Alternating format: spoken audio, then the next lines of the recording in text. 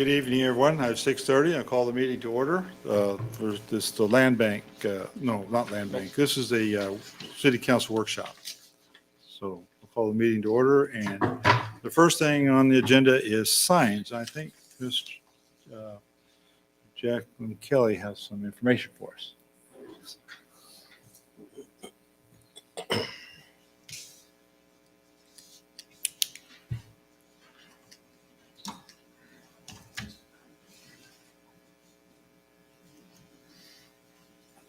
And just as a point of information, I did ask that Keith Price be brought in to help us understand in code enforcement, because he's probably got more experience with code enforcement than anybody in the city, and he's currently the guy right now, but hopefully that will be resolved soon.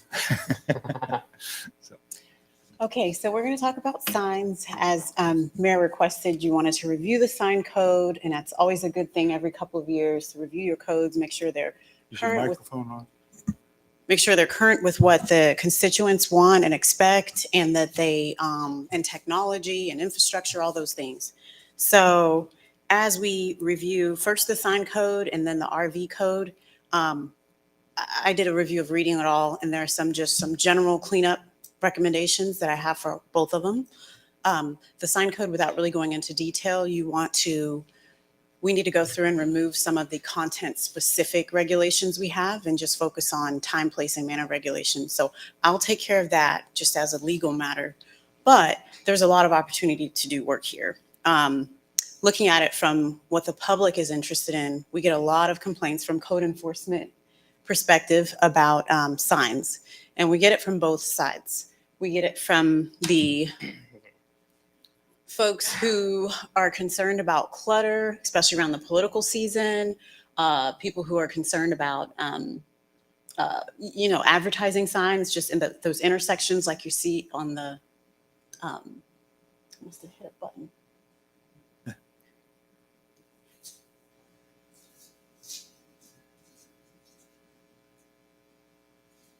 Well, like the advertising signs that you typically see where, it's the weekend and you have a realtor. It's back. Okay. You'll have a realtor who, is wanting to buy houses or something like that. And so, There it goes. So, I'm back so quickly. This is a lot of fun. Thanks. I'm sorry to give you that lunch. A lot of signs in there. A realtor who wants to put the signs up at the intersections, and we see a lot of that on the weekends where they'll put the signs up real quick and then by Monday morning they're gone. And from an enforcement perspective, that's really hard to catch because, Bel Aire has budgeted for a full-time Monday through Friday code enforcement officer, not for someone here on the weekends. So that becomes an issue. But another aspect that we see a lot of complaints coming in are offensive neighbor signs. And what may not come off as offensive directly, during the whole COVID controversy, there were signs that neighbors didn't like that other neighbors put up, or just really personally offensive signs with neighbor disputes. These are kind of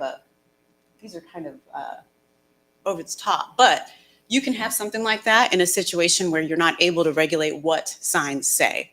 So those are the different kinds of signs we see. Another aspect of the sign code is very positive, where this community is able to have notification signs for businesses posted in an orderly, neat fashion, and celebratory signs in the community. And we are able to have all these signs here in Bel Aire, just like that, the ones that are listed here. The first top sign is a temporary sign. There's a permit that a person would apply for that could be up for the weekend or for up to 15 days. And the other two would go through sign agreements, through a specific development, or through a business plan, through whether a home-based business or business located sign. Those are some common signs we see. Oh, I'm so sorry. That is. I don't think that has anything to do with sign codes. Yes. I'm so sorry. If I can just take a quick recess, I think we have the wrong slideshow up here. So I just need about 3 minutes to make sure that we post the right slideshow. I think we can grant you that. Okay. Thank you, ma'am.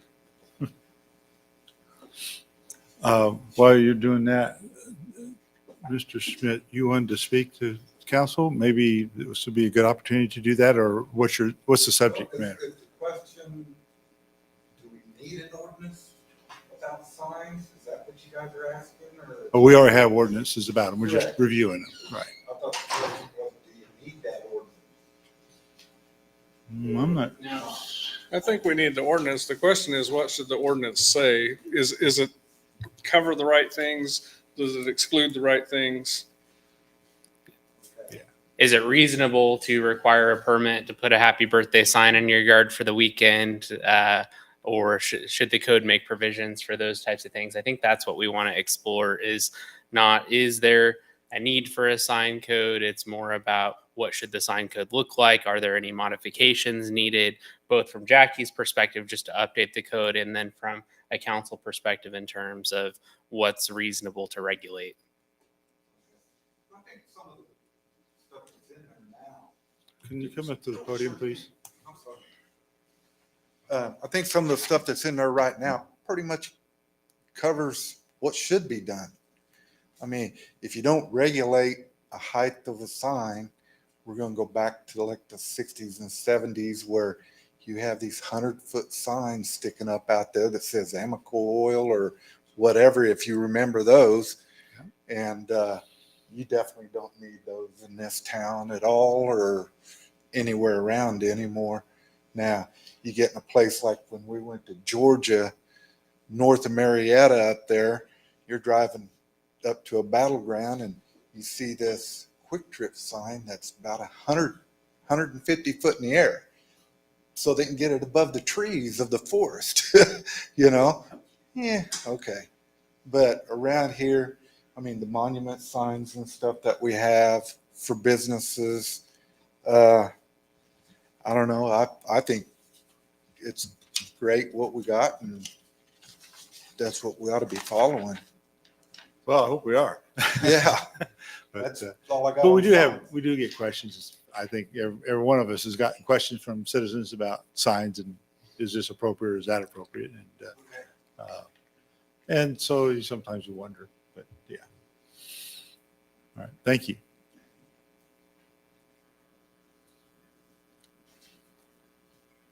So maybe fill in and put that little speech or little discussion. So.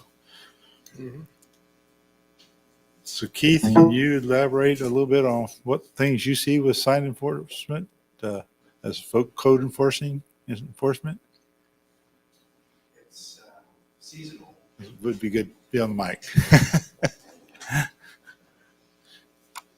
Code enforcement related to signs is kind of seasonal. It's you have real estate starts picking up around April and ends around October.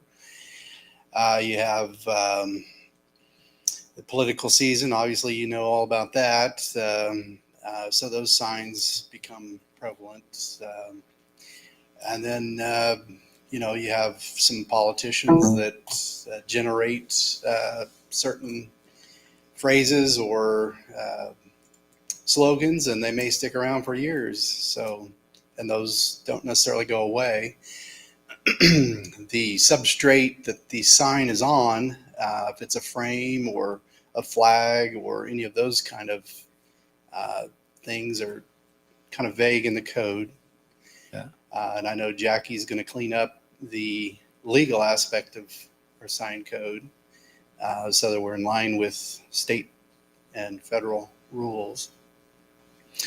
So that's it in a nutshell. It just garage sales are seasonal. Mm-hmm. Basically start seeing those about now and go through all summer. Yeah.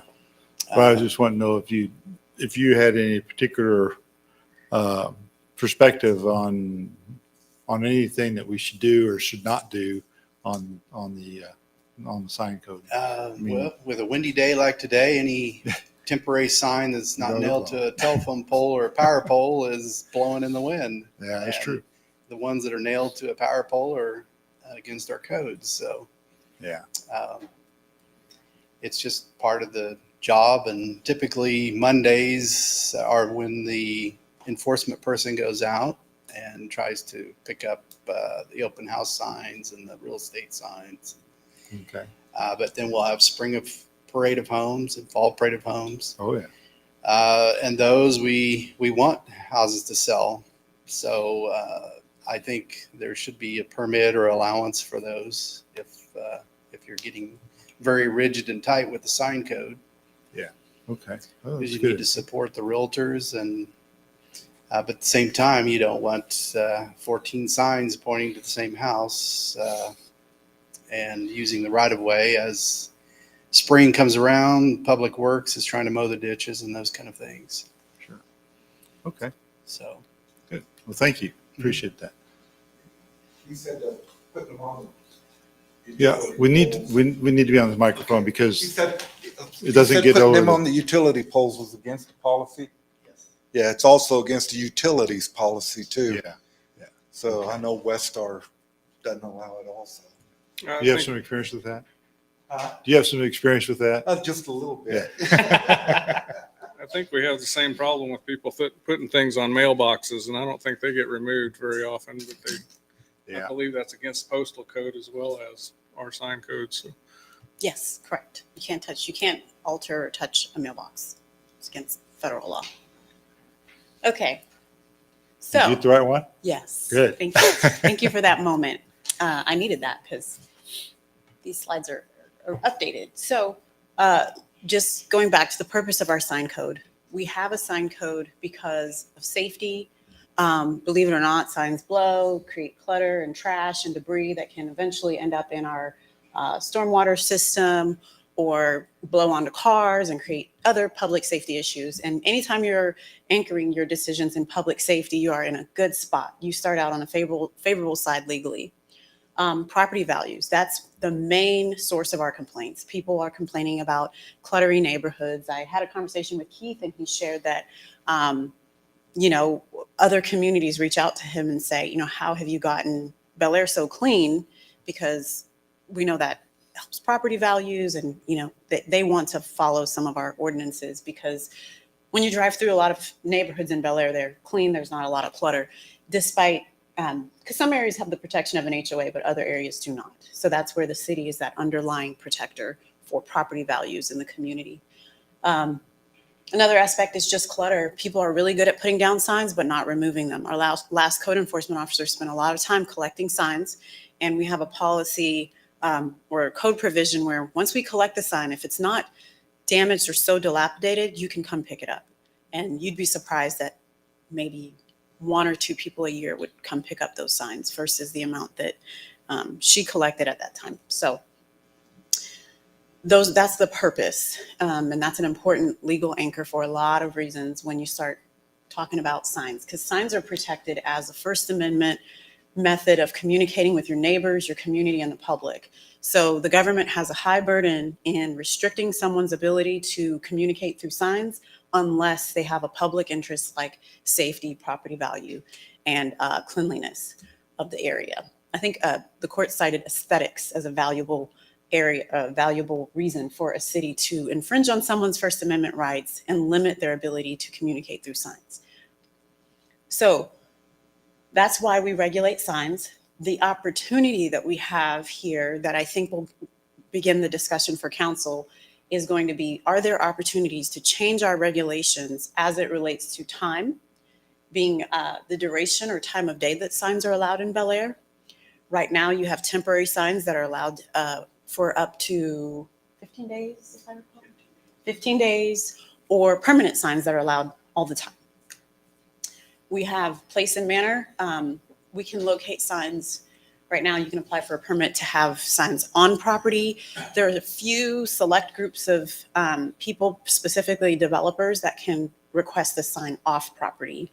And then the city has discretion to allow people to put signs in the public right of way. So location is something you can address. That's probably not as, fruitful. I don't know what you'd want to do with location, but that's an area that you could change sign code in. And manner. This is an area ripe for changes. Right now, temporary sign is $50. Permanent signs are at least $50. and they require approval through Planning Commission and Council. The format of signs. Do we not want to allow any cardboard signs? Do we not want to allow any flags? Do you not want to allow signs that are not posted on like a solid concrete base? You have those waving signs that, that shake. Do you want to prohibit signs like that? So the cost, size, and manner, that's really the opportunity to regulate signs in Bel Aire. Quick question on that. In terms of the categories of capability to regulate, is quantity Yes, one? Okay. it is. It is. That's a good one. And we'll get more into that. So just to get the conversation going, the font is a little smaller than I thought, but just based on the complaints that Keith and his code enforcement officers have seen, here are some areas that we think might drive the discussion for council. One, prioritizing addressing dilapidated signs in 2022 and 2023. Each year, the code enforcement officers should decide these are the priority areas that the city wants to work on, clean up as it goes to the code. Is signs one of those areas? If council sets that priority, the focus will be there, and it's very likely to get any sign issues addressed and cleaned up through enforcement. Another is possibly allowing one temporary sign permit with just a simple fee application for residential zones. So right now, businesses are authorized by right to have one temporary sign up. So like, grand sale or something like that. In that zone, you can have one temporary sign. Homeowners do not have that same flexibility. So with the COVID time period, people wanted to put signs kind of expressing their feelings and concerns, communicating with their neighbors about their position on that issue. During the election, people wanted to put signs up that expressed their thoughts, not on any candidate, but on the election overall. And to say, you may put a temporary sign up, you have to pay $50.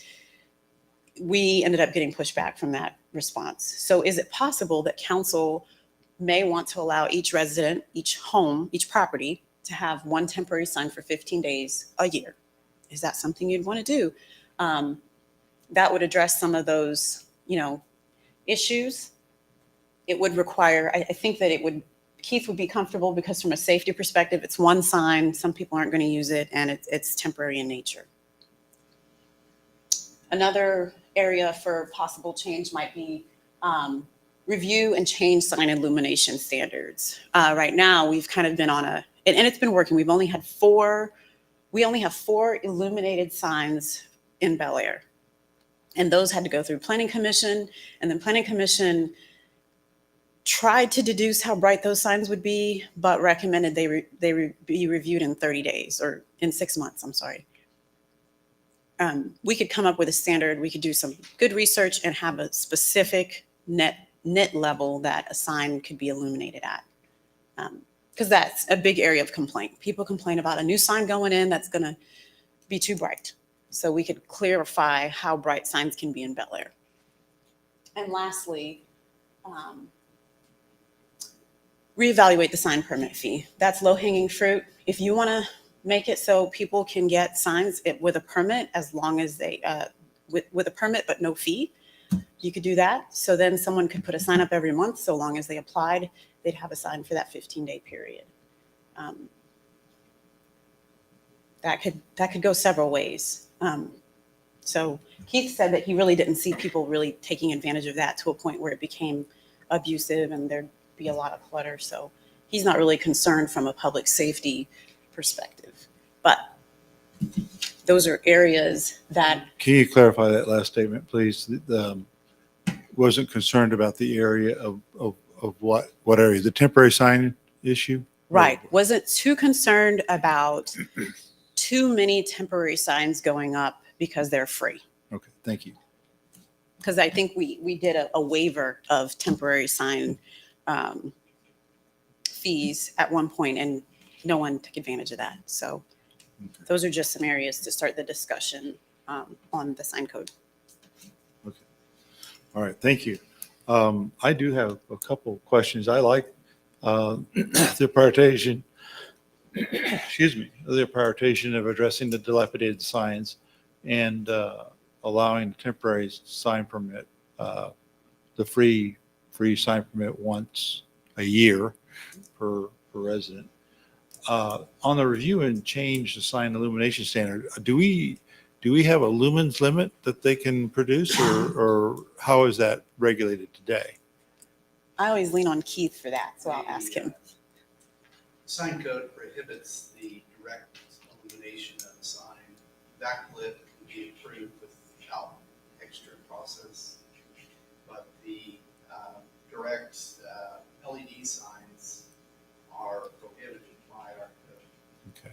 Anything attention grabbing or distracting for drivers. Yeah, I'd really like you to be on that microphone. Because people at home can't hear when you're not on the microphone, so. The illumination of signs, backlit signs are not prohibited. They can be approved administratively, but the direct lit LED type lights signs require a process because they're prohibited by our current code. Mhm. So attention grabbing devices, there's a whole section of prohibited signs, but most of them are Yeah. directed at traffic, distracting a driver or glaring into someone's front room because you have a commercial building next to a residential development. Sure. Okay. Well, and those signs, I think it's mostly churches in Bel Aire that have those signs, but I've not seen any that in Bel Air that have been very distracting, but I have seen those where they were terribly distracting. Right. And I do agree that we need to regulate that. Now, but I didn't know if there was a lumen standard that you go out there and measure, or. We've been using Wichita standard for the last 3 cases that we've had. Okay. The bank at Woodlawn and 37th did away with their LED sign, I believe, this last year. So, Oh, okay. so yes, churches, I believe, are the only signs that we have with that type of technology. Okay. We just approved one for the union on Woodlawn.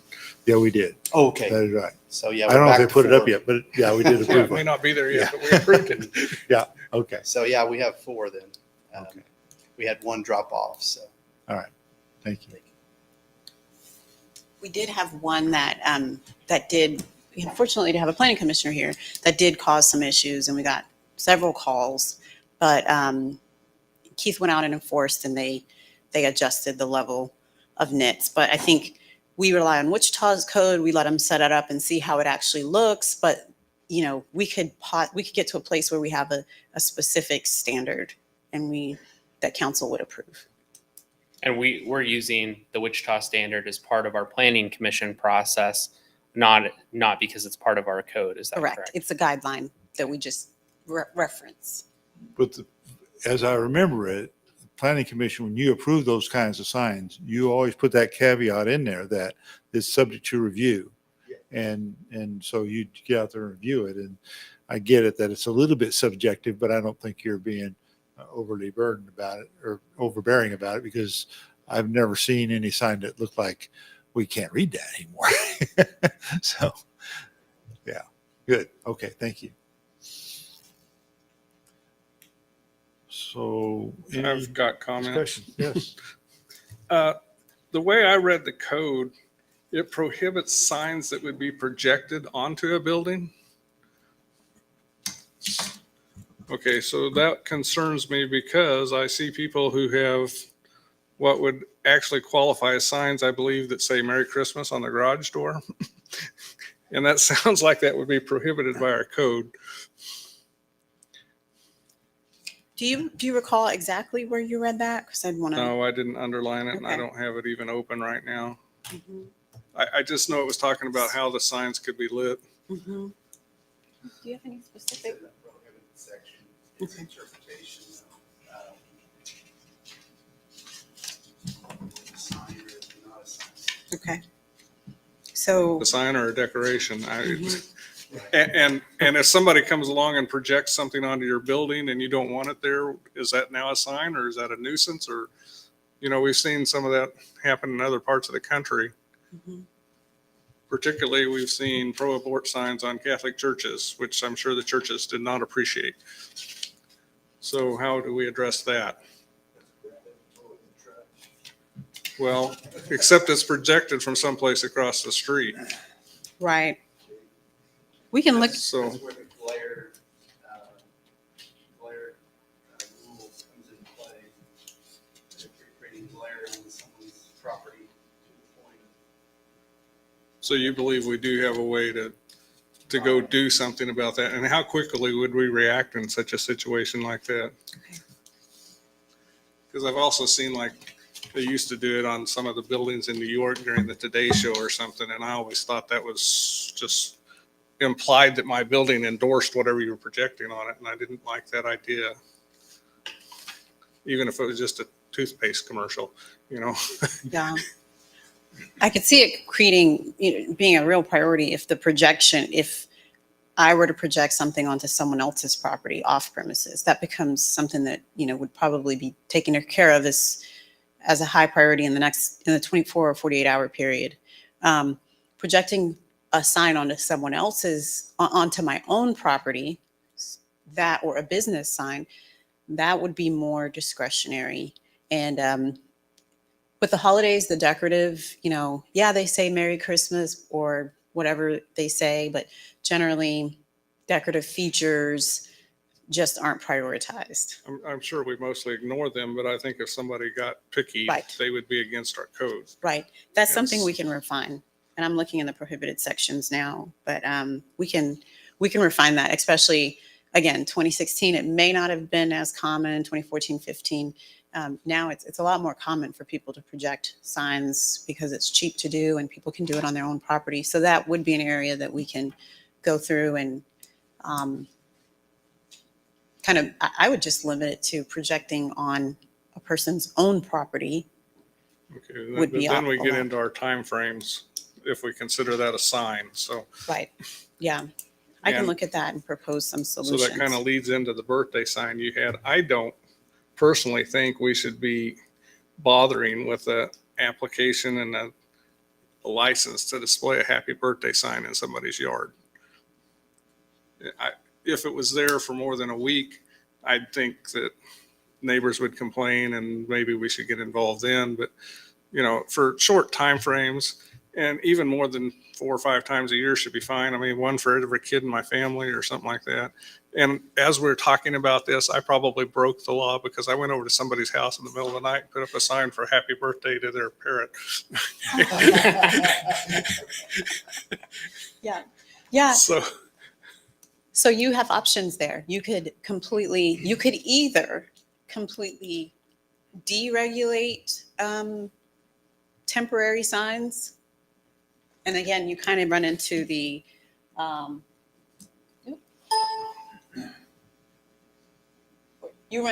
kind of more cluttery issue without any regulation, or you could regulate temporary signs to, if you say 4 times a year, okay, 4 times a year, you can have a temporary sign up for 15 days. But you don't want to specifically talk about preferring birthday signs over, I hate this I wouldn't person's make signs. that distinction myself either, but there's got to be some kind of personal sign. I don't know how we define it, that we allow them to put out for short durations. It would just have to be size, manner of display. So yeah, it would be a truly a temporary yard sign. And the only way I guess that we really could regulate that is if somebody complains or if we require a permit. But most people had no idea, just like me, no idea I would need a permit to put up a sign in a yard, my own yard or somebody else's yard, as long as I was on private property. Right. And that's where the complaint driven, that's just not the priority, unless someone complains. And usually people complain for pretty good reasons. I mean, So are we saying we'd keep this code the way it is so that if there was a complaint we can enforce, but we'd ignore it the other times? Because then that gets into you've let Joe put his up. kind of arguments. I don't think we want to get in that kind of argument. I think if we want to do anything, I think reducing the requirement on temporary signs would be a better route, because if you get to any allegations of unequal enforcement, that just becomes really stupid. Exactly. That's what I'm saying. I don't, You we'd know, have to enforce them the same. I completely agree with that. I think for happy birthday signs in the yard, people are not going to apply for a permit, and it's not a problem that people put happy birthday signs in the yard. For that matter, really any sign that's going to be up for a short period of time is probably okay. And so I might propose that we deregulate it by time period and allowing, personal signs that are up for 72 hours or less. I think you already covered in the code about things that were inappropriate. I can't remember the word language. Check one, right? Yeah. Oh, thank you. I didn't have it on. So, Well, and I understand that comment, and I don't like the idea of any offensive signs either. But what is offensive? It could be a matter of interpretation, and I don't know that it's a double-edged sword, because I'm not sure that laws where the government is trying to protect people from being offended is a good precedent to go down. No, I understand that, but if it's vulgar or something of that Obscene, sort, I obscene think is the word. needs to be addressed if that happens. I have never seen it happen in Bel Aire, and I don't know if it ever has. But No, there was a sign on my draft slideshow. You There was had a one. sign that I had that was kind of that- offensive, maybe Right. not appropriate. well, I was going to say, is it really offensive? I found it funny and offensive. Oh, Okay. well, once you deregulate, that's that's included in the spectrum. It's not now obscenity. That's different, but pretty offensive. You're going to get calls about that kind of sign. You're not going to be able to do anything about it. So deregulating does expose more opportunity for complaints sometimes. At least you could time limit it though.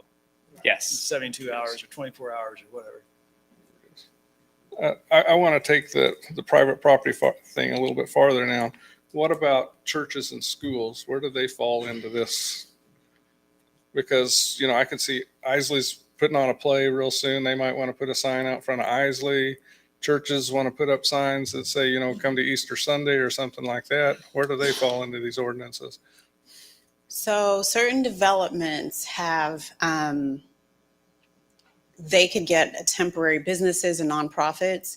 They could apply for a permit through the city that would allow, and maybe we need to get into better practice of regulating this. The school can have this many signs from August through May. So they could get like a blanket public interests exception to put up their signs on their property. But otherwise they should be treated like every other property owner. Well, I would, and my personal would be that we permit them, but let them be free. Is that too? I think we have enough, we could have schools and churches apply for a permit that would allow them to have as many signs as necessary, citing again that larger group public interest. I think we could probably be okay with that. I'm a little bit concerned though, so I'd want to do a little more research. Generally, the best thing to do is to make them go through the application and just pay a little more to have more signs than the average single resident. That's like the basic. Like if I'm comparing, again, I'm not treating you. You don't get more freedom of speech because you're a church than I do as a private citizen. But we do give businesses more flexibility to advertise. So I think under that opening, we could create more room for larger organizations to kind of have a plan, like we do development plans, where that development can have X number of signs and we permit that. We could possibly permit more flexibility for churches and schools if that's what you'd like. I'm not sure. I'm just kind of throwing that out there, my thought on it. I don't know what everybody else thinks, but. Would like to reject. Get him his own mic. Yeah. The churches and schools, we look at those a lot of times as directional signs to direct someone to the auditorium for this show. they're not specific with artwork and those kind of things. So we're looking at controlling the public and allowing continuity to come into the parking lot, go through the door. And so that's where a lot of those signs are generated for schools and churches. Yeah, I Otherwise- understand the directional signs are allowed, but I'm more worried about this specific event this week that we put a sign out for. Even things as simple as a blood drive, they put a sign out on the street. And we have had conversations to allow those, the blood drive signs. They can be out there for a certain amount of days, and they go through the permitting process. Okay, they go through the permitting process. That's the Right. phrase I want. Well, it's Because I basically wasn't they sure let they us did, know and then- that we're putting a sign on near your right of way or on your right of way, and please don't pull it, don't mow over it. Is this going to be okay? And we have communication. That's how we work with everyone that is looking to do the right thing. And they pay a $50 fee every time they do that? There was no fee associated with those. Free signs for commercial uses are Okay. free. 15-day time interval right now. Okay. And we may have to look at that, but I would recommend, if you want to address that, just opening up special event permits granted on request. Just go online, apply for the permit. It'll be approved in 24 hours. I think that's the way to resolve that, because then everybody can have that same access. You said special event, kind of leads me someplace else. If I'm having a big block party type event, that's a special event. Yes. And I could include signs under that, but I'm back to a specific thing that's happening at our church this month, for example. We're having, I don't know what. Yeah. You can think of examples probably as good as I can, but something's going to happen in 3 weeks, and I want a sign out there so people know it's happening. That's covered under the special event permit as well. Okay. Even if it's a special private event, small event, shoe drive, that's all covered under the special event permit. Okay, so we'd get a permit and we'd pay $50 and we'd be good. Now, council the may want current- to just altogether get rid of that cost. So what are the exclusions right now for the $50 fee? Like Okay, vote so for it- Miller is excluded, right? I'm sorry. The vote for Miller sign is excluded. Oh, right. During political season. Right. During the season. Right. And Okay, sometimes it's waived. Garage sales are excluded. Our garage sales excluded. They're included with the garage sale permit. Okay, so when you get your garage sale permit, you're Permit's good required. there. We have waived, when a code enforcement officer is going around in the past, they've said, you have this sign in your yard, just get an application through the city. We'll likely waive the fee just per your request. And that's happened before, but honestly, that hasn't been the standard. So it's not an exclusion, but the fee can be waived for private residential signs right now. Would that be like a permanent sign, even included a permanent sign? Yes. Okay. Because, well, I sent you an email about a citizen who was interested in putting a permanent sign in. And so that would be, I don't know if you answered them or not, but Mhm. that would be Yeah, the as far as situation. requesting a Yeah. waiver or paying the fee. Yeah. Because I think he has pretty legitimate reason to have a permanent sign. Yes. Now, when I was reading through the code, I think I read something about it requiring you to submit a site plan with the location of your sign and then attach a sticker to it or something indicating your permit number. I don't think I've ever seen a permit number on any temporary sign ever. As I've driven around, not on any garage sale signs or any realtor signs or anything like that. I'm wondering if that's something that we should clean up as part of this process, as well as the mechanics of the code requiring what you submit. If I'm a homeowner and if we decide you have to apply for the happy birthday sign, please don't make homeowners submit, a site plan showing where the happy birthday sign is going to go in their yard and then go out and write the permit number on the back of the happy birthday sign. That just Kind of wouldn't be overkill. reasonable. again, as your attorney, I'm like, I like that. I like the site plan. I like having an idea of what you expect the dimensions to be, because then I'm saying we're calling balls and strikes based off of what we see in this application. We're not doing it based off of, oh, you're nice or this or that.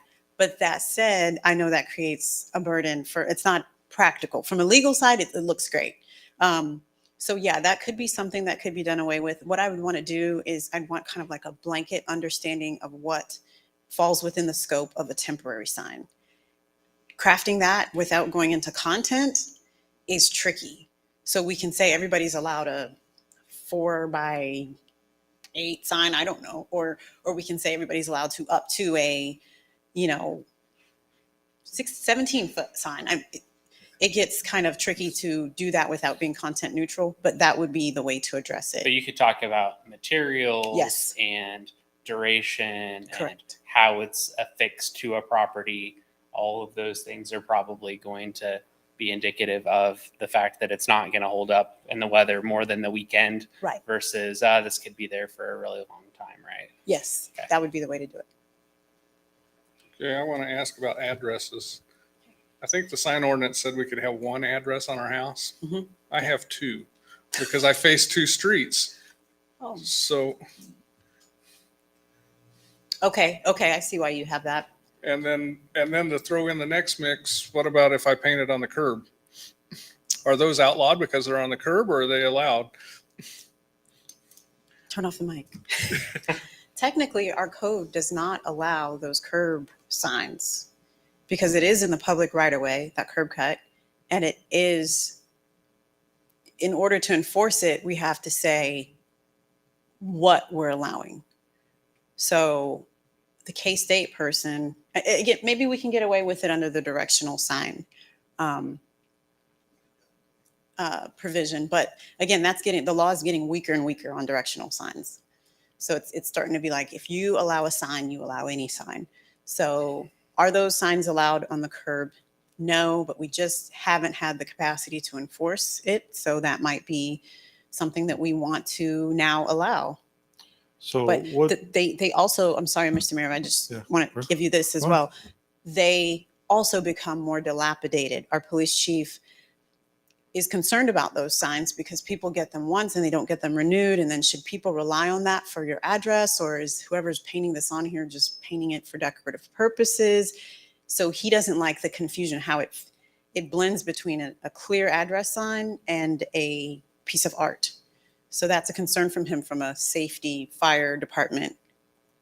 I was going to ask that too, because the fire department does require that the house be identified. Correct. So, Correct. and I haven't noticed any recent curb paintings. I don't know if anybody's been doing that or not, or if that's a process that would have to be permitted through the city as a business to do that. Or I know in the past, like high school kids have done it, but maybe it's been, Ignored. can't think of the right Okay. word. So on a related topic, one of the questions that I had is really in that category of what is a sign? Mhm. I remember, knocking on all the doors running for election. One thing I noticed is that a lot of people have really nice, rock or something at their front door that would say like Smith, and Mhm. maybe it has a K-State logo or a Jayhawk logo or whatever on it. And it indicates that the Smiths live here.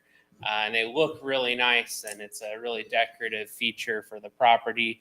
But read, one way, that could be considered a sign. Is that something that is regulated as a sign? That type of name sign? No. Yeah, and I understand exactly. There's a whole category of those. Is it a sign? The little flag that people hang out in their garden. It's just a very small flag that says it's spring or Halloween or whatever. We've interpreted those as decorative art pieces, not signs. Again, I think going in and kind of, we have a definition of a sign, and we're comfortable at this point with excluding those art features. Other people could interpret it differently, but we're pretty comfortable with not considering those signs. Okay. well, you answered my question before I got it asked, so that's good.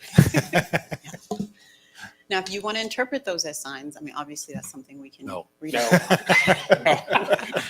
Well, and I've seen around Bel Air, some folks have hobby buildings or secondary garages, and there's really nice decorative Smith on the side of my building and metal or in paint, or there's all kinds of things like that that indicate not necessarily an address, but kind of the name of the people that live there, and it is a decorative feature more so than a sign. But I could see how, Right. if you read the code in a certain way, you could interpret both of those things as signs. And Correct. I like clarity on those types of things in the code if we can have that. I was going to ask about my wife's 5-foot welcome sign that she puts on the front porch. Is it mostly sign and less art, or is it more art? I mean, Mostly letters. It's kind of, yeah, it's kind of subjective, but I mean, we can try, but there will always be that always middle gray. line. Come over and enforce it? No, not really. She'll be mad at me. She'll probably be mad at me I said anything about it. But also, what about the guy that puts up, some antique, Quaker oil signs or something like that? Do those count as signs, or are they art? Yeah, generally, I see a lot of that as art. We did have one case that was really difficult because he had a no parking sign in the front yard in like a flower bed. So there's the art aspect, but it looked like a directional sign. It was confusing. So we run into that. And that one we decided we had to regulate because it was confusing for neighbors and people and residents. And it kind of created that it's okay to take city signs and put them in front, those in front of your property. And that's just not. So we regulated that. If you decided that you wanted a better definition of signs to address some of these, Well, I guess the point of those would be they were out in the public right of way. Right. Because I was just thinking about a sign that said like Smith parking only or something Mhm. like that. I don't know that I would pay attention to it if it was. You probably parked there just to spite them, right? Probably, yeah. right.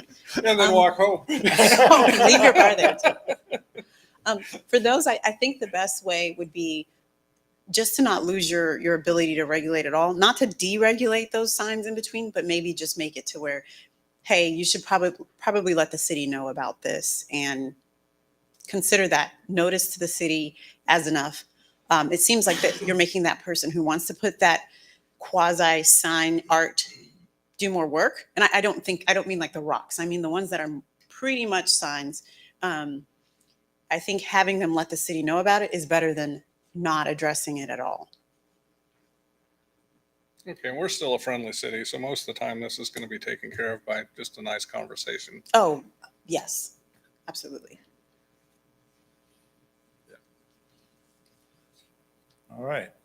Do you have enough direction there? So for now, I'm going to clean up the code. I'm going to try, there'll be some things that I'll just take out that we haven't talked about. But I'm going to try to address the signs that are in between, and I'll have to watch this video again and I'll address some of the issues that you all have brought up. I'm sorry, I'm not able to recall all of them right now, but I'll plan in the next 2 months to have a draft to you to look at. So political signs, it's a 45-day before election that political signs can be put out. Correct. Correct? Okay. Is that state law or is that city ordinance or is it both? It's city ordinance and we are anchoring it in state law. Federal law would say we should not regulate them because they're political in nature. The issue would be that we're picking on political signs. So we follow the state law here because it allows more speech. I think that we're less, I recommended that path because we're less likely to get in trouble because we're allowing more speech rather than less speech during political seasons. So state law says 45 days? Yes. Okay. Just Do you wanted to want more? clarify. I'm sorry? Were you thinking another time period? No, I wasn't, but I just wanted to clarify that is state law and we're just, our ordinance just follows state law on that Exactly. issue. Okay. I want to make sure that I understood that. We define political sign as something that's going to show up on the ballot. Right. A candidate's name who will be, So if you want a sign that says vote Democrat, is that political or is that just an opinion It's just I a can put in sign. my yard? it has to Okay. be a candidate. Now, the argument there, the ones that we wouldn't mess with would be, it's a write-in candidate because I'm, that kind of person who I If it will said write the vote name. Smith, that's clearly related to the election. But if it just says vote Democrat, that's kind of awful broad to me. Right. Right. That would be one that we would hopefully allow based off of what I'm hearing you say. And I think the best thing, Would be a short term in your front yard. right. So I'm hearing that there's general consensus on a short-term, no fee, temporary sign for every property in the front yard. Yeah, and I would say that my opinion is that there should be a duration that doesn't require you to do anything at all. The Okay. 48 hour or less or whatever is a reasonable time period. You don't have to do anything at all. And for more than that, you probably need to file the application. And if you can file the application on our website and you can pay the fee on the website, then maybe I'm okay with a little fee for that. But for residential, it's probably, I don't know that we need a fee for that. Now, I understand that the big commercial signs, like we go through a lot of process for a commercial sign. And so a fee makes sense there to me. That's just my opinion.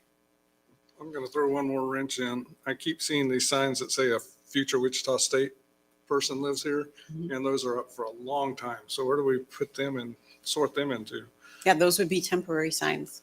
So we'd put the 2 or 3 day limit on it unless they did a permit fee for a longer period. Longer period, correct. So then when a neighbor is saying, this is really just cluttering, we can respond to their need as well. Okay, and it still have the setback rules. Yes. Okay. Nothing in the right of way without the city granting that explicitly. So that's good direction. Looks like we're going with number 2. You didn't really address prioritizing dilapidated signs, if that's a thing. Should we just kind of keep as we're going, just kind of getting to them as the Do we have complaints? an issue there? I mean, I don't get it into all the neighborhoods, but is there an issue that is of concern? We did. Do you have something to say? We did have an issue for a while with weekend signs, those temporary signs in the right of way, with realtors, and we buy houses, and we got a couple complaints about clutter. Someone was comparing us to Valley Center. Apparently they have a lot of those temporary signs that just get left behind. So we prioritized it for a while and cleaned them up, but we're not prioritizing them right now per se. If the intersections This- get pretty cluttered if they're not picked up, I think. Yeah, that's true. But this says dilapidated signs. And so I wasn't thinking of those temporary, realtor signs. I was just thinking somebody put a sign up, they had a permit to do it, but they haven't been maintaining it for a while. I'm I thinking don't know if about that's an issue. the for sale by whoever at the corner of 53rd and Woodlawn. It's been out there for 5 or 6 years. That would be one. We've had trouble getting rid of old development signs. Basically, our rule used to be that once a development's 70% filled up, Then you get them then the down. billboards need to come down. Mhm. And we had one that was at 45th and Woodlawn that took forever to get removed, and it was dilapidated. And then it takes a public hearing and a process if we eliminate all the rule related to that. Yeah. No, if we got that situation, I think we should pursue it and get it Yep. addressed. Yeah, because I just was not aware of there being an issue there, but if there is, I think we should. Go ahead. And we do have a few signs that as the developments are filled up, they will have to come down. Mhm. If the builders, developers are all out of the picture, how are we going to get those removed? And so those developers agreements and those kind of things, if they're not complete or missing some elements to go back and get those signs removed, we need a way to make that happen. Is there an issue there? We need to give you something I to support think that, or the what? agreements we have in place, I think there's some language that we can use, but those are all specific agreements with developments. Right. And if those fall through, we need a secondary method to work on those that may not require a eminent domain process and public hearing. I would think some of those would be covered by a homeowners association, and that would be who we should be pushing if we can't get the developer. It's a thought, it's a process, but those are out there. And as you know, we're building and filling up neighborhoods. And at some point, some of these development signs that are off-site need to come down. May not be dilapidated, but they can get that way. Well, yeah, I agree that they need to come down with the rule of 70%, then they need to come down 70%. Yeah. And then, when we do allow this temporary sign, this 48-hour rule where you can have a temporary sign, it rains or it's just falling apart, no one's gone out there and taken it up, that'll give our code enforcement person ability to go in and say, this is now dilapidated, it needs to come out. So we have that. The illumination standards, I got a sense that what's going on is working, but I think it is working, but if we have a standard that we're following, and that's the Wichita standard, I think we should go ahead and codify that. Yeah. But what I don't quite understand, and I don't want to get us into a big deal about buying more equipment, but do we have a way of measuring the lumens coming from those signs? How do we know? Is it subjective, or are we measuring that? There With is a something. way to measure. I know, but are we doing that? Do we have the capability? We basically go to verify the settings on their equipment and speak, or basically state what the lumens are. Yeah. If we had further complaints, we have ability to use a light meter. You can download one to your phone. Okay. All right. Thank you. Signs that say future Jayhawk, but no time Yeah. no, I just think they said. So you put it up when he's born and you leave it for 18 years.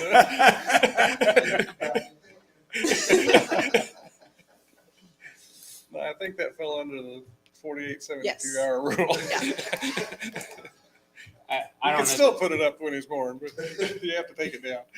One thing I'm not sure that we've talked about is flags, and I've read interesting articles over the last few years about flags in different cities trying to regulate the American flag and regulate those differently than signs, and I think that's somewhat of a controversial legal issue from what I've read.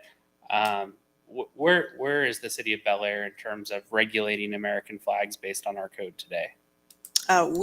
We've been up to date. We've been considering flags as flags separate from signs as an official symbol. That said, There's no permit fee for those. You can Correct. have an American flag with no issues at all. correct. That said, the law is not 100% on our side. There's a push to say symbols are signs and they all should be treated the same. So it hasn't been addressed at the Supreme Court level, but different circuits are saying flags are symbols, flags are signs. So it's something that we'll want to keep our eye on. But for now, we've treated them differently. Is there not law currently, U.S. federal law on regulation of American flag and how it can be displayed? I'm sure there is, yeah. Yes. But once you create a category of flags, and maybe that's the exclusion, the American flag, but generally flags are either flags. You can categorize flags as either symbols or signs. And if you treat them as signs, they have to fall under all of these requirements.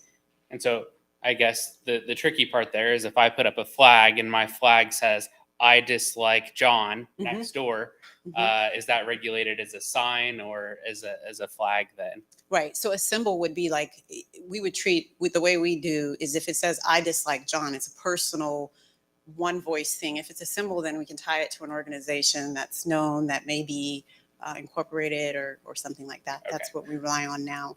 But I can do some diligence on the American flag distinctly, because obviously we don't do anything about that as far as regulation.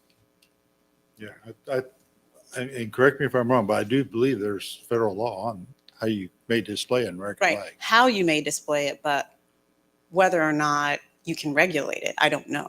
Yeah, I wouldn't want to get into regulating it myself Right. personally. Right. I wanted to make sure that we're not regulating it. Right. Right. Understand. Right. I will follow that. We can't ban Wichita flags, is what you're saying. Yeah, what about the one painted on the garage door?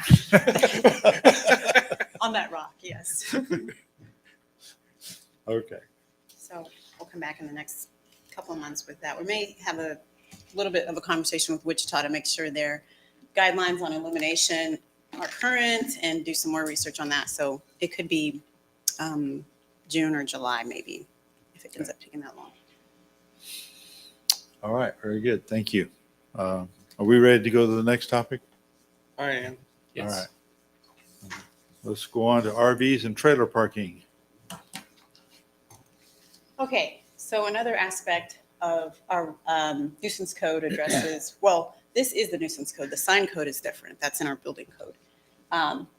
Nuisance code regulates trailer, RVs, and boats. And we get trailers, RVs, and boats. We get a lot of complaints on this through the summer months from folks who have those recreational vehicles and want to have them on their property. They feel they can secure them and store them safely. And we have folks who do not want their neighbors to have such clutter as they see it on near their property. So we get a lot of complaints from both sides. He said for a while, maybe 10 years ago or more, this was a challenge for Bel Aire, and they kind of cleaned things up, came a long way, and now we are where we are. One of the areas, this picture is showing duplexes. So remember, anything you do that you regulate, we're putting up a bunch of new duplex communities with narrower streets, smaller drives. And he asked me to make sure to communicate to you that is a concern, because if you're allowing one RV per property or one boat, when you get those driveways that are combined, it can be an issue. In those small streets, it can be a real issue for sight lines and for just aesthetics of the street in those duplex communities. Here we have some different sizes and types of trailers. If you will notice the one on the bottom on our right, that one is one that you'll see in our recommendation. If you're going to allow something on a driveway in the front, maybe something like that, like a small 10 to 15-foot trailer. The others get kind of cumbersome. That's the one again, but just showing that you can possibly, in some cases, fit the trailer and a vehicle without going into that last 5 foot of public right of way, which we don't want anything parked there. Sometimes you can, sometimes you can't. So what you'll see is the older neighborhoods, because of the way homes were set up and platted, their setbacks are better. They have more front yard, more setbacks, so more driveway.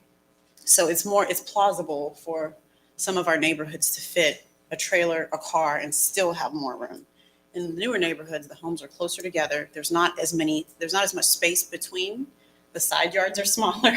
Planning Commission is trying to work on that. So the idea of parking a vehicle along the side of a house could create an issue. I mean, you'd be right up against that boundary line sometimes in our newer neighborhoods, whereas our older neighborhoods, sometimes that's not an issue. So you may hear from constituents who are saying, you know, I can fit, I have the space, we have the space, but remember that you have several types of, you know, you've got the R1, the R5, the R4, you've got lots of different types of residential communities that what might look appropriate in one might not look that way in the other. Okay, and you see some of these, that's the side yard example where you would build the surface and park it on the side of the house, which in some cases, maybe you think that could work. These temporary recreational vehicles, they seem to be very seasonal. I mean, a lot of people put their boats away and we're not seeing them around as much in the winter months. So there might be room to allow some flexibility during the season that they're being used. These are both pretty neatly stored. Okay, again, this purpose is the same here. You do have sign code. I'm pretty nervous. Your regulation risk here is far less. You have a lot more flexibility. You're not kind of at one of the hot button legal issues with your regulation of boats. So you have a little more freedom, but you still tend to regulate because of safety, property values, and prevention of clutter and dilapidated vehicles. Just based off of complaints and feedback and experience that we've gotten and reading through the code, the opportunities that we see to regulate here, though it's not required, here you can get into a little more, are time, duration, and season. So like we said, we see this more frequently in the spring and summer. And you can regulate place, whether right now you have to park, you can only park on your driveway, an RV, a boat, or recreational vehicle or jet ski for 72 hours. Then it has to be moved. Now, do you want that to be moved to the side, the rear yard with screening, the street? I mean, where should it go? The type of vehicle, we've talked about the different types. You've seen pictures. Is it okay if it's a smaller trailer to be allowed just like every sign, every small temporary sign? Could we allow something 15 feet or less in the driveway? Or because we have a shortage of RV parking lots, should you allow people to put their RVs in their driveway as a convenience? So just managing the size. The procedure is another place to regulate here. Do you want to require permits? Currently, you're allowed that temporary parking by right. Otherwise, you'd have to get a permit. And I don't know that we've granted permits for parking any RVs, anything like that in the driveway. We grant permits, but it's going to be screened in the backyard. It's going to be a site plan for screening it with a fence and keeping it in the backyard right now. Grandfathering, Valley Center did they had an idea where they, it was Park City. Park City allowed vehicles that had been obtained prior to or had been on the property prior to 2013 to be parked there through one application, and then the vehicle could remain. And then going forward, vehicles had to be moved. I don't know why they did that, but it allows grandfathering. Like I've always parked my RV here, and now I'm cleared to park it here, my boat or my camper. It allowed them to address that issue. I don't know if you know why they did that. Do we have any situations like that in Bel Aire where people have been doing it for years and never moving it? Or Well, they basically have the right secured by a previous code because they were meeting the previous code. yeah, I need you to please come on the microphone. Sorry. 2-word answers would work. Yeah. Basically, we do have grandfathering. Folks that have always had an RV since we've started regulating RVs. It's not that they are keeping the same RV, but they are securing the RV parking through continuous use and having an RV parked there, or a trailer, or. So what does that look like, that RV parking? Is it on their driveway in the front yard, or is it screened, basically sheltered area, or what? The ones that are probably obvious are the ones that their front yard their front of their house isn't the only, their house isn't built on the building setback line. The original code was if you park behind the building setback line, you can have an RV. So you have these L-shaped houses where the garage is set back, and then they can park in front of their garage or somewhere else in the yard based on all-weather surface. So we have a dozen or so folks that have rights to park a trailer or RV until they give that right up. And the ordinance states 90 days if they go without, or 9 months, 9 months. If they go 9 months without having an RV there and they're not using it, then we can assume that they've given up that right. Okay, so we do have a few people that are in that category Yes. today, and that's where we still live. Right. Okay. Yeah. With code changes, if someone's compliant, we do have a grandfathering clause. We also have an administrative exception process that covers that same way of thinking. So I had a gentleman talk with me about RVs one time, and he was concerned about the 72-hour limit. And he said that, it's difficult for him to get that RV cleaned out and prepared to go to storage in 72 hours. He could probably do it in 5 days, but in 3 days is tough.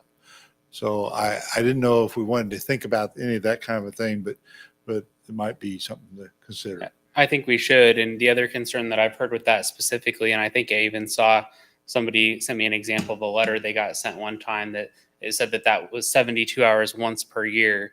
And I don't know that our code specifies the frequency of which that's allowed. And so there's room for interpretation, I think, in terms of how many times can the 72 hours apply. If I use my camper every other weekend, I may need 72 hours to ready my camper every time I use it, both before and after my trip, not just 72 hours once a year. So I think that that's something that certainly needs more clarity if we leave it as it is. I'll just say my personal opinion is that people ought to be able to park whatever they want in their driveways. I know that, some people don't necessarily like looking at campers or boats, but I think the same could be true about really large SUVs or obnoxiously painted vehicles or somebody that has wheels on their car that I don't like.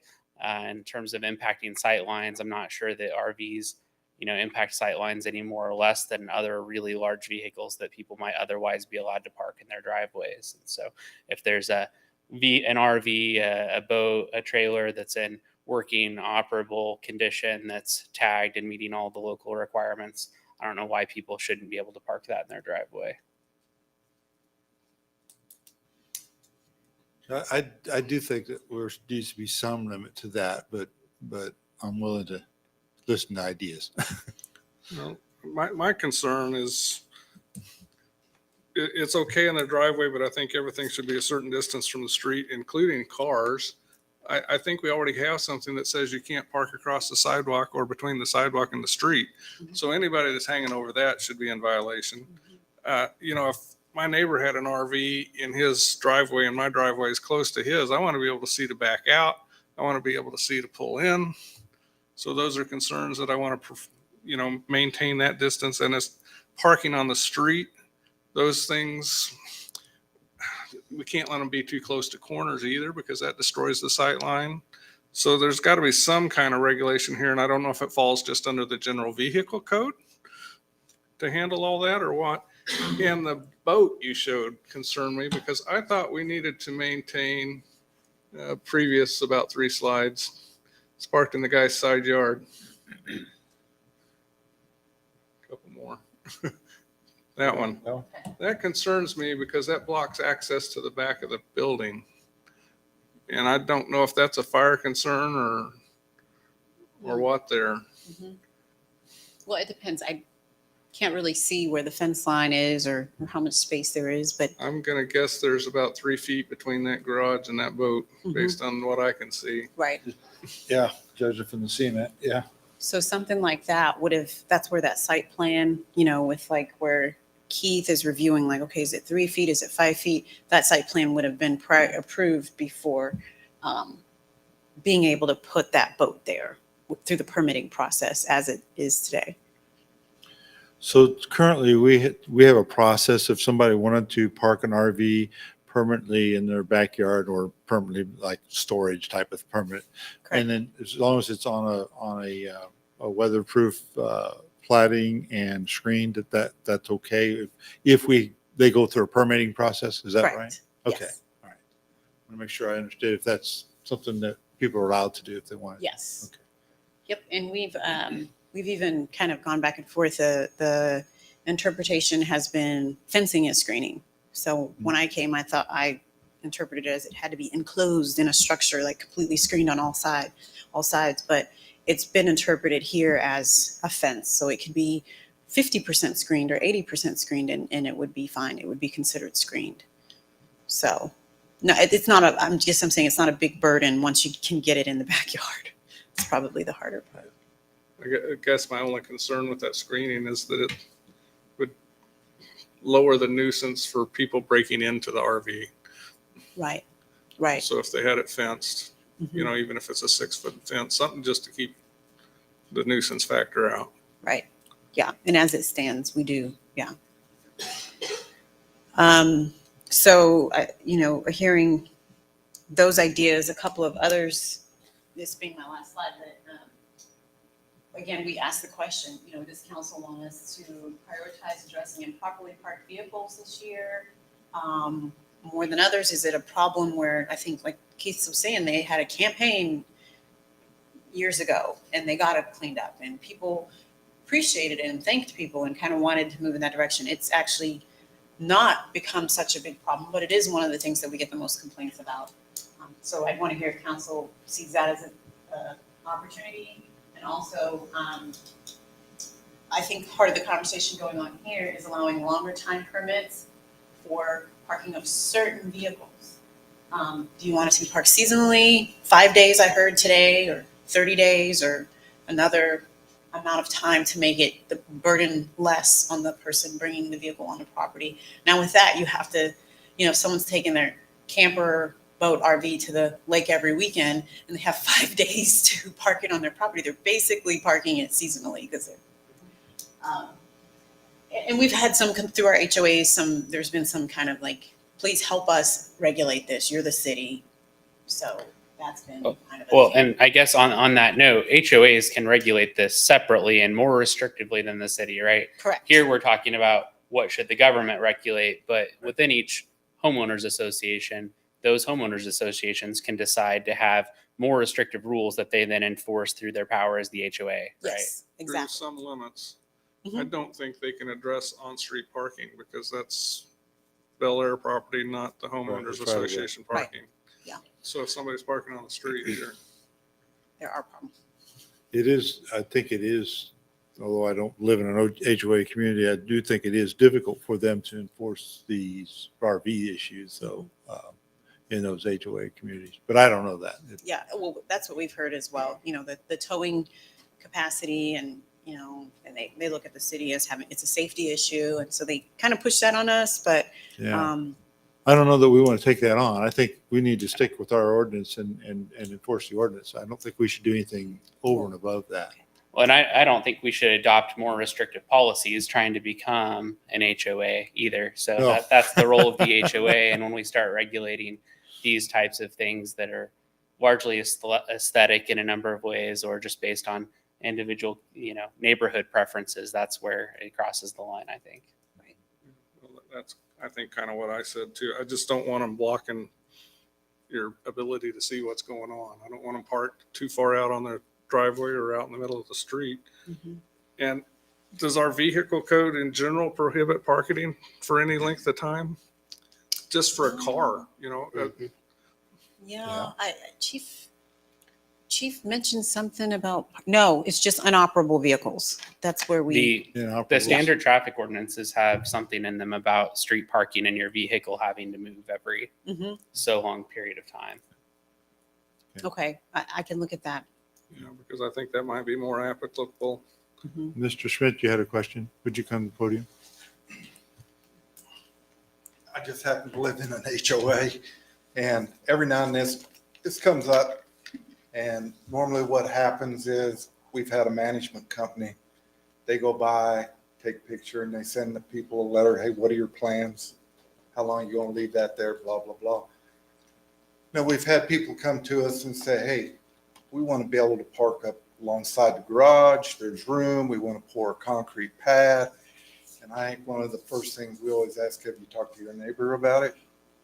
Mhm. And then the next thing we say is, you need to go talk to Keith. Yeah. Well, there's rules, regulations with the city. You got to have a permit to pour a concrete pad and all this stuff. So we've had a couple of them in our neighborhood that had poured the pad, and I think talked to their neighbors, said it was okay. But, I think one of the most important thing is talking to your neighbor before you pour that slab between you and them. Make sure they're okay with it. Yeah. So the HOAs, they kind of, at least where we're at, they watch that kind of stuff. And because I agree with you guys on the being able to see the intersections and backing out onto the streets and stuff like that. That's an absolute must. So that's basically what we do. Yeah. Thank you. Yeah, and I certainly agree that, the sight lines are an interesting thing to consider. I don't think it's a problem that's unique to recreational vehicles, because there are a lot of large vehicles, a lot of, large trucks, large SUVs, large vans that obstruct sight lines just as much as boats, trailers, and other other vehicles. And so I think we need to be thinking about them all pretty similarly. So so another opportunity may be allowing certain vehicles or trailers that are less than 15 feet. That's kind of what we talked about when we saw that little trailer parked in that driveway, to be parked in the driveway. That would be a huge change because right now that trailer is not supposed to be in the driveway for longer than 72 hours. So that'd be kind of a way I think to, that's an interesting idea, but it doesn't address the concern that I think you brought up, Councilmember Welch, around how far is that from the road? Because 15 feet and on a really short driveway is different than 15 feet on a 15-foot driveway. Maybe driveways can't be 15 feet long. I don't know. Yeah. But I think there's a difference there. You're right. And Keith and I actually talked about that earlier, 15 feet or not within the public right of way or the setback line, whichever is less. The building setback, I think, was the line that was mentioned. That may be the right. If you can put whatever vehicle it is behind that line, park it. Right. If you can't, tough luck. Right. And again, whatever vehicle, I think it's worth talking through. I hear you saying, some of the, whatever vehicle, I mean, some of these tall campers and other things, or just trailers. A lot of those trailers are low, they're flat, they're just not as They don't obstruct visibly as much. they don't cause as much obstruction as the couple of the trailers that you saw earlier on. So if you want to say, that would be fine. It's short enough and you're not, well, he's actually in the right of way. Yeah, that's what I was going to say. And he parked something in front of it, hadn't he? On that one. So he's used the whole driveway and he's not legal. Yeah. Right. So, and these guys are too, but if you could somehow get it, and And there that are ways one, to do the it. trailer's probably legal, but the car is not. Right. Right. So, if we want to enforce something, that may be a nice sticker on their car some evening that says, remind them where the limit is. Right. Yeah.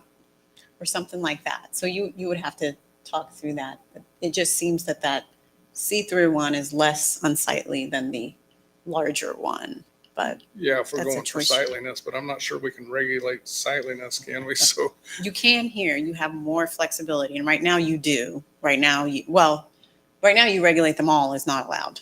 So you can allow back in what you'd like. I guess my limit to sightliness would be if it's functional. I mean, if he's got something there that clearly leaks or the doors aren't shutting or,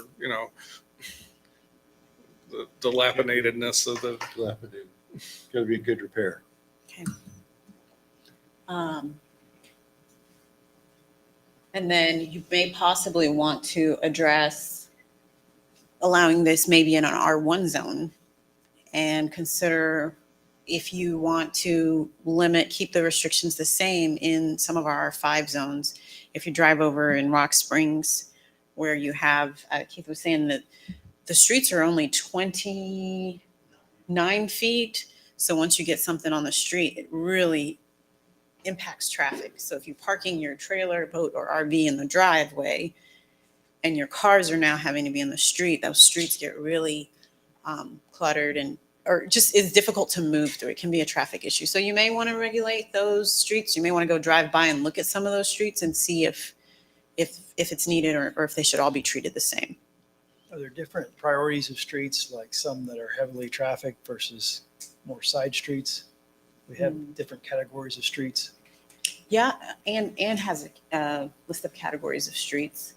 So you could possibly categorize them as like dead ends or I don't know if there's another collectors.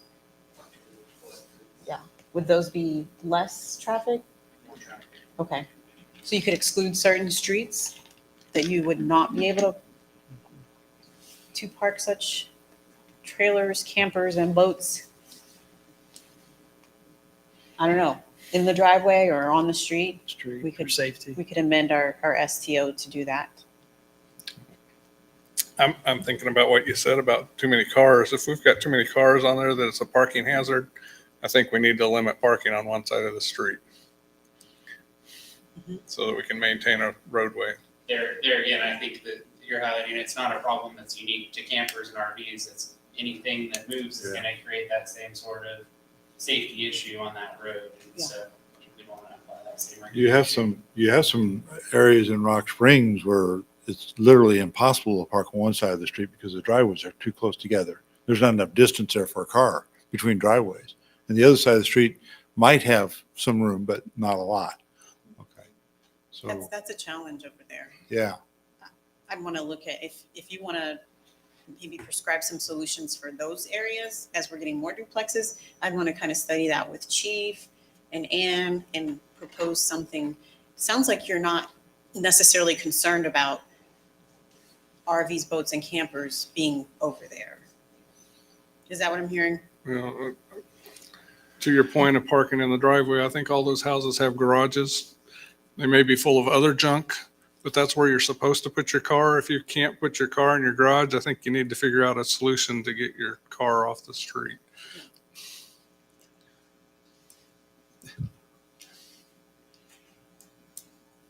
So am I okay looking at some solutions for R5 that don't particularly address the RVs, boats, and campers? yeah. Yeah, I think this that is a we'd be vehicle wise. code problem, not an Right. RV problem that we're Right. trying to address. Okay, for R5. Yeah, for for R5, R5. right. Yeah. So, Versus appearance. sorry. Safety versus appearance. Yeah, and you're gonna have developers also, and we got 11 new developers going in. You have homes at a lower price point. Most people want all their items there. They're gonna want some protections in place for aesthetics through the city. But again, maybe we'll drive them to have an HOA. And It sounds like that's what I think most of the new additions that are going in, almost all of them have developer agreements. And I think part of that developer agreement is that an HOA is established, isn't it? yes. I did have one question. I think it's legal, but we just approved a place for RV storage because it's walled, it's okay, or because it's commercial, it's okay to park your RV there? It's a commercial business that they received a PUD to be able to have parking of that type Right. specifically. So Okay. yeah, they received a specific exception, not just because it's commercial. Okay. Just want to clarify. Right. Somebody asked. Mr. Smith. I want to make sure I didn't misunderstand something here. Did you say you don't want people parking on both sides of the street? If the street's too narrow because we've got people parked on both sides, then I think we should eliminate parking on one side of the street. I mean, if you're limited to one car going down through there and it's 2 feet on either side, we probably have a street usage problem. That's what I'm thinking. So how are you going to classify what's narrow? I mean, to Just me, based on the my width of the I mean, street. Our street's pretty wide, but when we park on both sides of the street, the one thing that does do slows traffic down. And that's fine as long as you can have traffic going both ways and park But is you what can't I'm, go both ways, no matter what you do when you park. Both Most cars res- on both sides. Most Just residential slows streets it aren't down. wide enough for that. Right. Right.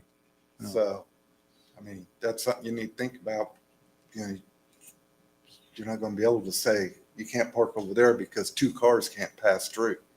That no, doesn't- there's that's got to not be gonna some work. width we could come up with, but Yeah. I don't know. You know, if you got cars on both sides of the street and you got a foot on either side to navigate, that's just too tight. Because you can't see anything. Some kid runs out in the street and now you have a catastrophe instead of just a parking problem. Okay.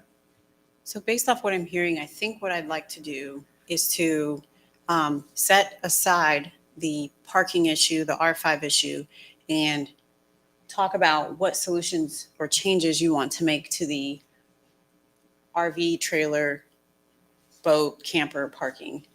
It sounds like what I'm hearing is, so right now you can only park for 72 hours. Do you want to allow, I thought I heard that we want to talk about 3 to 5 days parking in your driveway during a certain season or all the time? I think it's a seasonal issue personally. I think it should be limited to the season because it's off season it's storage and they need to do something with that storage. Okay. So we'll look at implementing something 3 to 5 days. We're not going to prioritize addressing this. It seems like it's not really the most It's not a pressing issue. right. But I want to go back to how long do we allow any other vehicle to park on the street? And I think there is a limit. Yeah. So we need to find out what that is, because that may be suitable for the RV limit as well. Okay. It could be 72 hours, but we'll try to Well, match it. Yeah, I to think that. there is. I think there's a distinction between parking on the street and parking in your driveway. And Right. so I think what Jackie, you maybe are talking about is restricting the time period that you're allowed to park in the driveway Correct. as opposed to the parking in the street. Is that correct? Right. And I think Councilmember Welch is just trying to match both time periods to the same. No, really, because I would allow them to park in their driveway year round, honestly. Oh, okay. Okay. So I we're don't just think not it's a at- seasonal issue. It's their property. As long as they're not creating a nuisance by being too far out in the street or got a dilapidated vehicle, I'm not against that. Okay. Now, there may be HOAs that have other ideas, and that's why they have HOAs. Okay. That's exactly how I see it. Okay. Ms. Smith, did you want to say something? I think you have to be very careful about okaying having RVs, campers, boats on your driveway year round. Because if you get a lot of people with those items every day, the street and the houses are going to start looking really tacky. You're not going to be able to see the houses. You're not going to be see this. You're going to have wrecks and stuff. So I would be very careful saying that they can stay there all the year round, because we've been in a situation where we've seen that, and it starts getting, they don't take care of them. They start going downhill, and then they're sitting there because that they can't have them there. So I think you have to be very careful and not allow them to be there all year round, because it's going to start to devalue your neighborhood that you live in. Well, that's why I What's say this? they have to maintain them. And to expand on that, I guess they should not be used as a living area while they're parked in the driveway. Well, it is hard to get on property and do more. It's either, the best hook we have is the parking. Once we get into how they look, dilapidated, I mean, operational or non-operational in parking. And I really would say, on behalf of our code enforcement department, this is one of the areas we get the most calls about. People call and say, my neighbor's RV looks like junk and I want it moved. From Keith, this is an area that the public really cares about.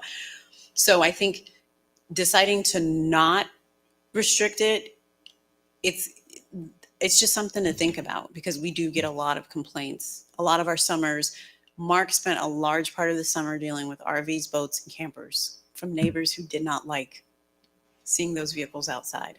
Well, we may be able to accomplish both goals with more of the seasonal compromise. If the parking's not allowed 1 month of the year, that's going to eliminate the dilapidated vehicles. If in December there's no RV parking allowed in the driveways, anything that doesn't move is going to be there, and the things that are not in good repair could be dealt with at that point in time. So maybe the seasonal approach is a compromise that kind of addresses both issues mostly. That sounds good logically, but when do we define a season? I'm a snowbird. I fix my camper up December 15th so that I can head south.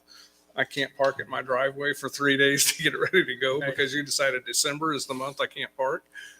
Maybe I could see a combination of, during the months that, so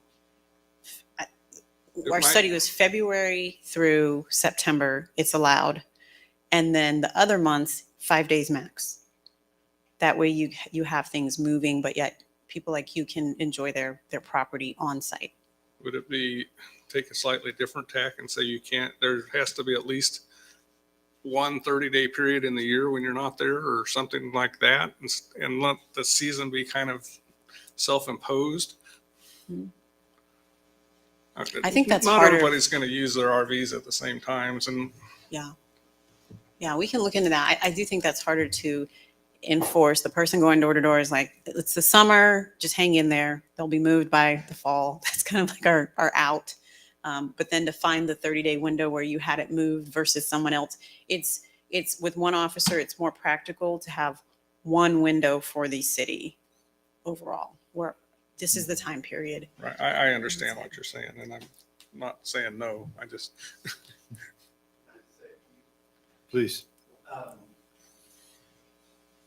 With the planning commission, if you look how things are getting put together as developments we've done away with on-street parking, and we've combined it into smaller lots and created parking within one's personal space.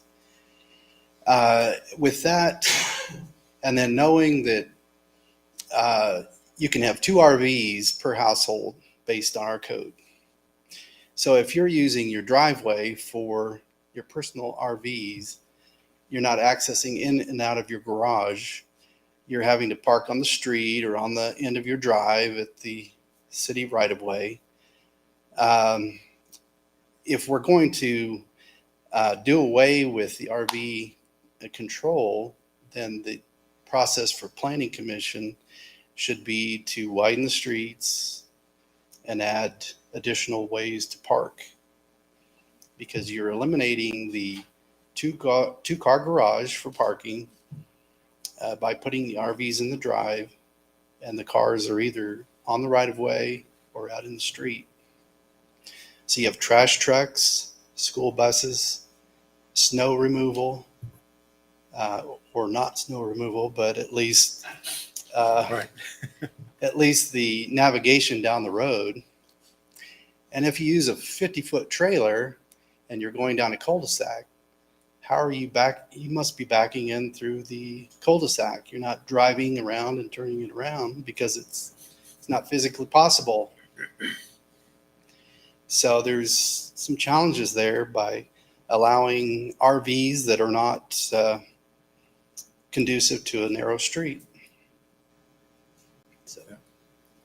I think there are some good points in there, and I didn't realize that each property was allowed 2 RVs, and we have a lot of properties in Bel Aire that only have a 1-car garage, and so you could get into a situation where there were 2 RVs in that driveway, and to your point, no ability to park on the property at all, and that could create a lot of street congestion. I don't know how much of an issue that is. Do we see that a lot? The problem households, we see similar things.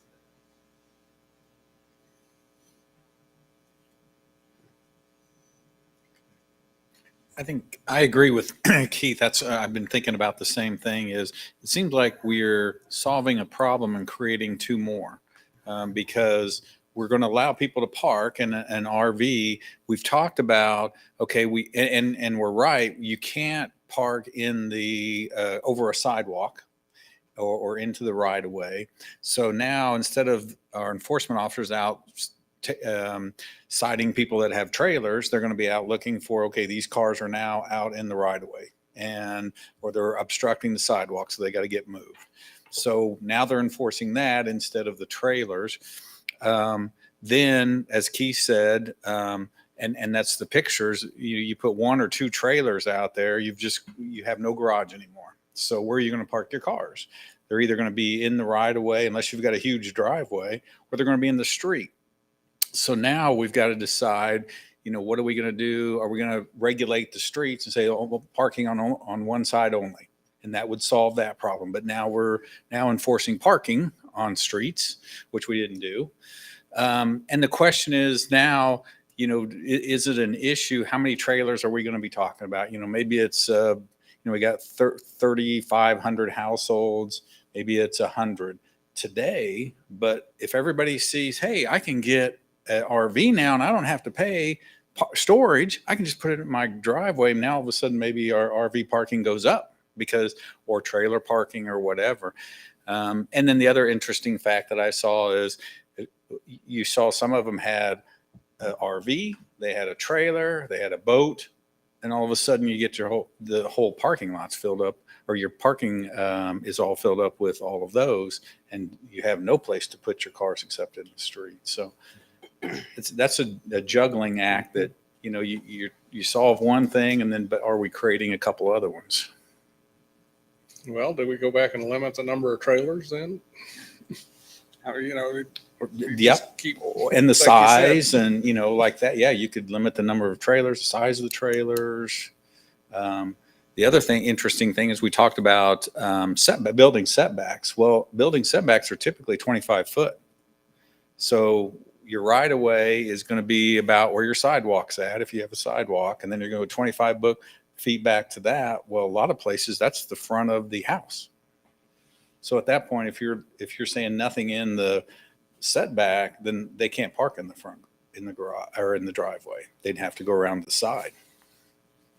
I mean, just a thought. Mhm. So that, one of the suggestions was allowing certain vehicles or trailers less than 15 feet. So maybe one vehicle, one trailer, one vehicle that falls in this category, less than 15 feet, or the up to the right of way, whichever is less, parked in the driveway. That would be, allow a little more than we have, but it's one, and possibly putting that seasonal restriction on it. I think that would not make the people who've been calling, complaining about their neighbors so mad. And it also would allow a little more freedom for people who have those recreational vehicles and want to have them on property in the summer, spring, or work on it for 5 days in the winter. I think that would be a Yeah. medium. No, I think that sounds pretty palatable. I mean, the two big things that I've heard is the seasonal use. You know, I use my boat every single weekend and maybe once during the week. And I want to keep it in my driveway during the weekend and nobody cares in my neighborhood, but I'm still getting these letters from the city. That's one scenario. The other scenario, which maybe we haven't talked a lot about, is people that have home-based businesses or some sort of, you know, trade that they practice, and they have some sort of work trailer that supports their business. And they want to keep that trailer that they use every day for their business at their house because they take it with them to their first job every day. Maybe they're an electrician or a plumber or, you know, some sort of craftsman. I've heard from a couple of folks that have that type of situation. I think we need some sort of permissible process to allow those cases when they have the appropriate space for it.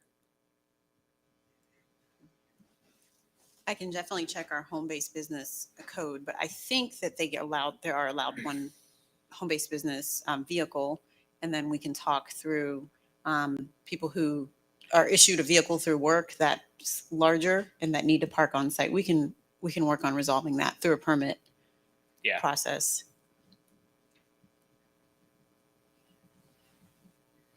Okay.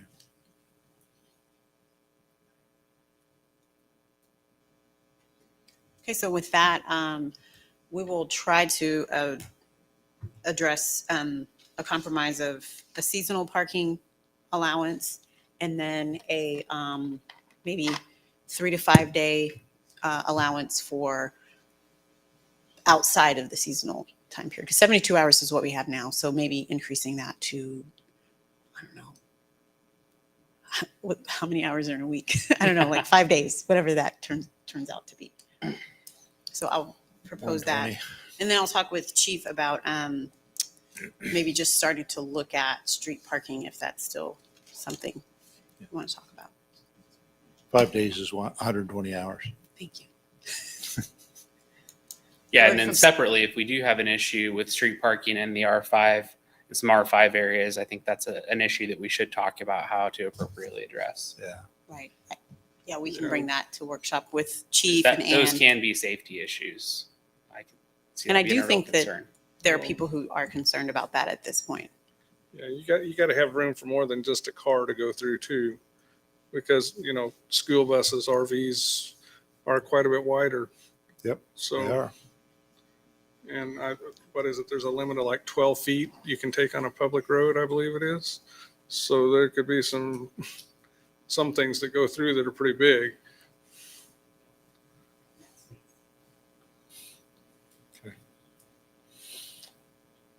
All right. Thank you very much. We appreciate all the work and the information. So hopefully you get good direction there. Any other issues we need to discuss in the workshop? I think we beat those two together. I think we did too. Okay, if not, I will dismiss the workshop, and do we need to take a break before we go on to land bank, or Yeah, I we can think talk a for a while? 5-minute break would be great. Okay, let's take a 5-minute break and go to land bank. Thank you, Jackie. Thank you. Appreciate it. Lots of good points.